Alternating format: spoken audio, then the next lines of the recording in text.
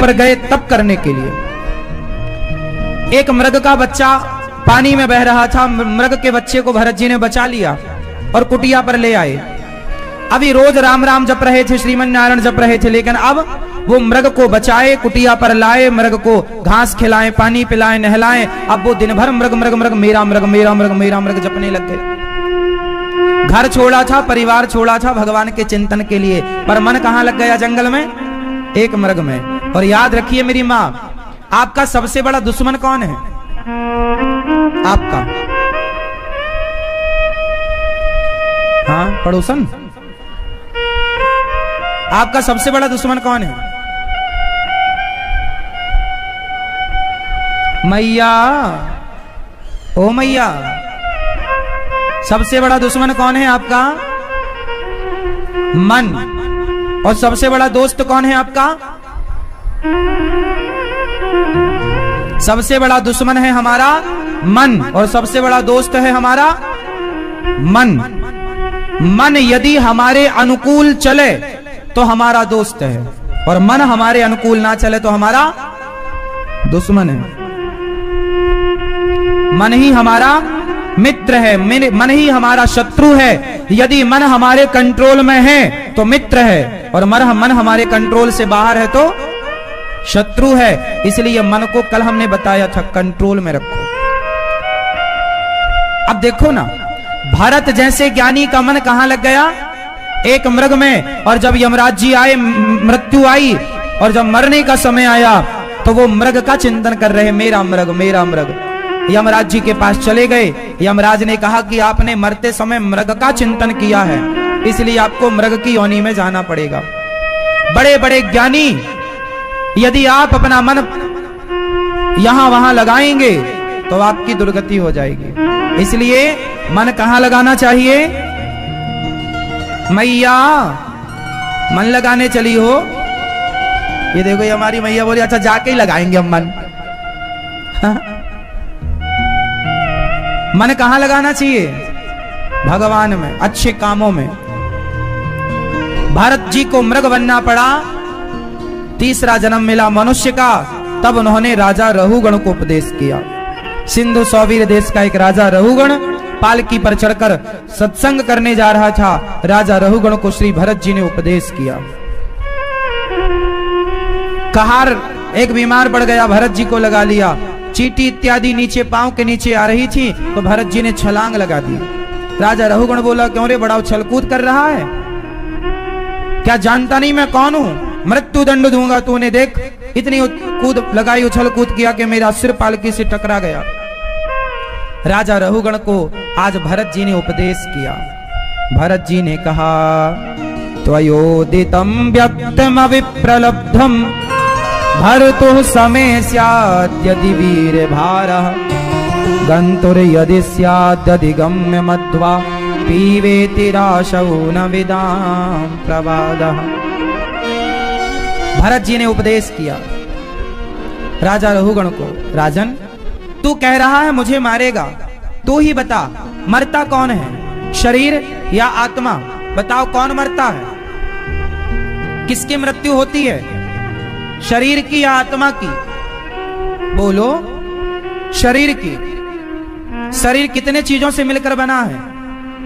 5, पृथ्वी जल वायु अग्नि आकाश। तो जब आदमी चिता पर जलता है तो होता ये है कि जो अग्नि तत्व है हमारे शरीर का, वो अग्नि तत्व अग्नि में मिल जाता है, जल तत्व जल में, पृथ्वी तत्व पृथ्वी में, आकाश तत्व आकाश में, है ना, वायु तत्व वायु में। तो प्रत्येक तत्व 5 तत्व से बना था और 5 तत्व में अंत में ये शरीर मिल गया। अब बताओ मरा कौन?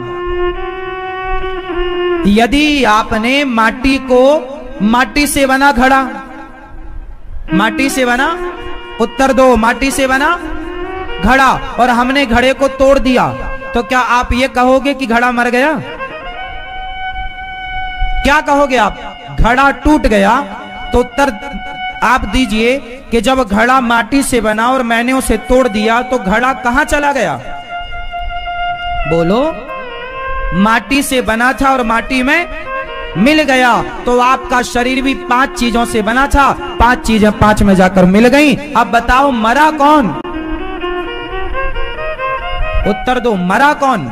जो आप लोग कहते हैं ना मर गया, कौन मरा? शरीर। शरीर ही तो 5 तत्वों में मिला है, मरा कौन? नहीं उत्तर है ना, कोई मरता ही नहीं है। यदि मरता है तो फिर मेरे प्रश्न का उत्तर दे दो कि 5 तत्व 5 में मिल गए तो मरा कौन? आत्मा मरती नहीं है, आत्मा मरती नहीं है। लिखा है गीता में, नैनम छिंदन्ति शस्त्राणि नैनम दहति पावका। तो मरा कौन?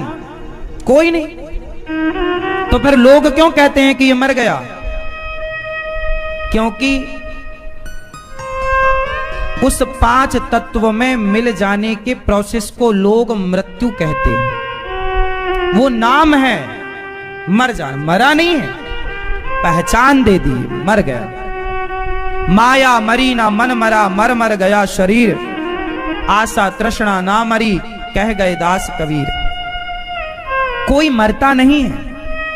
हमारा ये शरीर 5 तत्वों से मिलकर बना है, 5 में जाकर मिल जाएगा। आत्मा ईश्वर का अंश है, आत्मा ईश्वर का अंश है तो आत्मा ईश्वर से जाकर मिलेगी। अब बचा क्या? क्या बचा आप ही बताओ। शरीर और आत्मा के सिवा शरीर में और क्या चीजें हैं? आप बताओ। आत्मा और शरीर के अतिरिक्त और क्या है आपके भीतर? फास्ट उत्तर दो। आपके अंदर आत्मा और आपका शरीर, इन दोनों के अतिरिक्त तीसरा क्या है? चलो ये बताओ कि ये नरक कौन जाता है, स्वर्ग कौन जाता है, दुर्गति किसकी होती है, सदगति किसकी होती है? क्योंकि शरीर तो यहीं चिता पे जल गया, आत्मा सुख दुख से परे है। फिर ये नरक कौन जाता है? कौन? आत्मा और शरीर। शरीर यहीं जल गया, आत्मा ईश्वर में मिल गई। लेकिन अभी एक चीज और है, वो है आपका मन।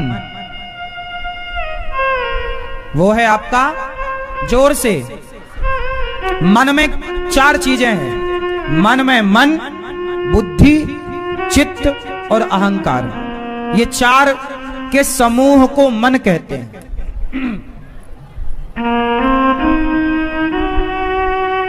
क्या कहते हैं?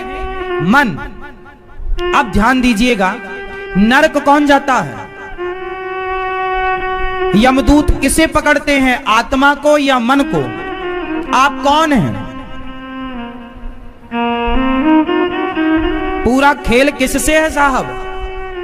आपके अंदर यदि आत्मा हो, आपका शरीर भी सुंदर हो, लेकिन आपके अंदर बुद्धि ना हो, मन ना हो, तो फिर आप कैसे होंगे? एक मैया अपने बच्चे को लेकर आई, बोले महाराज जी, ना ये खाता है, ना ये हंसता है, ना ये रोता है, मतलब लुंज पुंज यूं ही। शरीर तो है, आत्मा है, लेकिन उसके भीतर क्या नहीं है? कोई मन नहीं है, लेकिन वो इस समय एक्टिव नहीं है। बुद्धि है ही नहीं कि वो अपने लिए सही गलत का डिसीजन, वो कपड़े पहनाओ तो पहन ले, नहीं पहनाओ तो नहीं। मतलब बुद्धि होती तो आदमी अपने शरीर को ढकता है। अब 20 साल की लड़की है, उसके पास बुद्धि है तो वो कपड़े पहनेगी, और 20 साल की लड़की हो या लड़का हो, बुद्धि नहीं है तो वो कपड़ा नहीं पहनेगा। हाँ या ना? क्योंकि उसे कपड़े पहनने के फायदे नुकसान पता ही नहीं, बुद्धि नहीं, पागल। हाँ या ना? तो पूरा खेल किसका है? मन का। मन में 4 चीजें आ गई, मन, बुद्धि, चित्त और अहंकार। अंतःकरण चतुष्टय कहते हैं इसे। आशा करता हूं कि यह धार्मिक शिक्षाप्रद कथा आप लोगों को अवश्य पसंद आई होगी। अगर आप लोगों को यह कथा पसंद आई हो तो इस कथा को लाइक करें और अधिक से अधिक लोगों को शेयर भी करें, जिससे कि वे भी इस शिक्षाप्रद उत्तम कथा को सुनकर अपने जीवन को सुखी एवं सामर्थ्य बना सकें। मित्रों, अगर अभी तक आप लोगों ने हमारे चैनल को सब्सक्राइब नहीं किया है तो तुरंत सब्सक्राइब कर लें, जिससे कि नोटिफिकेशन के माध्यम से आप लोगों को हमारे नए नए वीडियोस, शिक्षाप्रद कथाएं तुरंत प्राप्त हो सके और आप उसको सुन करके अपने जीवन को सुखी बना सके। तो कल फिर किसी नए धार्मिक कथा को लेकर के आप लोगों के समक्ष फिर से प्रस्तुत होंगे। तब तक के लिए राम राम।